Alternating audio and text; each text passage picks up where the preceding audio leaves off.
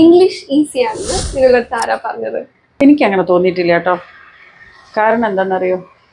പറയൂ ടീച്ചർ. ഒരേ വാക്ക് പല അർത്ഥത്തിൽ ഉപയോഗിക്കും, അതുപോലെ ഒരേ വേർഡ് പല രീതിയിൽ ഉച്ചരിക്കും.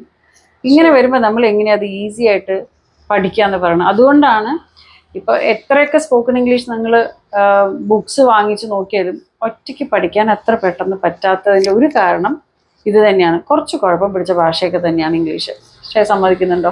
തീർച്ചയായിട്ടും. ഒരു ദിവസത്തിൽ നിങ്ങൾ ഫോൺ കയ്യിലെടുക്കുമ്പോൾ ഇൻസ്റ്റഗ്രാം റീൽസ് ആവട്ടെ, യൂട്യൂബ് വീഡിയോസ് ആവട്ടെ, എന്തുമാത്രം വീഡിയോസാണ്.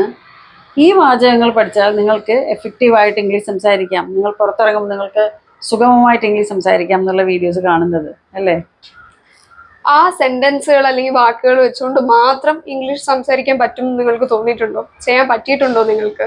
പറ്റും, പക്ഷേ അത് സ്ക്രിപ്റ്റഡ് ആയിരിക്കണം. അതായത് നമ്മൾ പുറത്തിറങ്ങുമ്പോൾ നമ്മളോട് ഒരാൾ ചോദിക്കുന്ന 10 സെന്റൻസസ് അല്ലെങ്കിൽ 10 ചോദ്യങ്ങൾ നമ്മൾ തയ്യാറാക്കി വെച്ചാൽ കൃത്യമായിട്ട് നമുക്കതിന് മറുപടി പറയാം. ഞാൻ ഇതാണ് പഠിച്ചു വെച്ചിരിക്കുന്നത്, അതുകൊണ്ട് ഈ ചോദ്യങ്ങളെ ചോദിക്കാവൂ എന്നുള്ള രീതിയിലാണെങ്കിൽ മാത്രമാണ് ഇതൊക്കെ സക്സസ്ഫുൾ ആവുള്ളൂ. ഞങ്ങളൊരു ഓഫർ തരാം. 40 ദിവസം വെറും 5 മിനിറ്റ് സമയം ഞങ്ങളോടൊപ്പം നിങ്ങൾ ചെലവഴിക്കുകയാണെങ്കിൽ ദൈനംദിന ജീവിതത്തിൽ നിങ്ങൾക്ക് ആവശ്യമായി വരുന്ന ഏതൊരു സെൻറ്റൻസ് തെറ്റുകൂടാതെ ഉപയോഗിക്കാവുന്ന രീതിയിൽ നിങ്ങളെ ഞങ്ങൾ പ്രാപ്തരാക്കും. Yes, and it's a promise as well.